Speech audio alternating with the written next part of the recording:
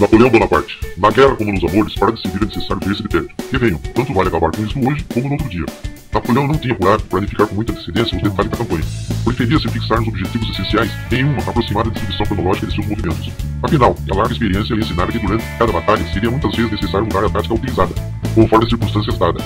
Ele se preocupava muito em se ilustrar junto aos especialistas de cada matéria, procurando adquirir, assim, uma visão enciclopédica da realidade.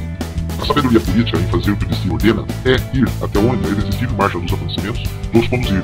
E enquanto o mistério por demais sombrio envolvia para ele o destino, acreditava poder calcular antecipadamente, com precisão matemática, os efeitos do acaso no curso de uma batalha.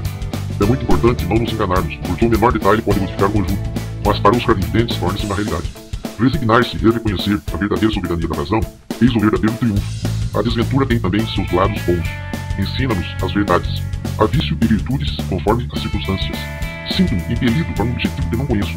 Quando o tiver atingido, um átomo bastará para abater-me. Até lá, nenhuma força humana poderá coisa alguma contra mim. Meus dias estão contados.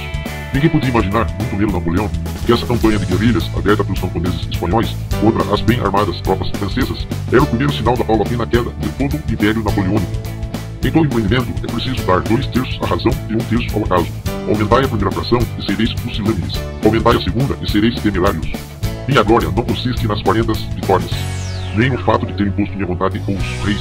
Waterloo apagou a lembrança de muitas vitórias. O último ato fez esquecer o primeiro.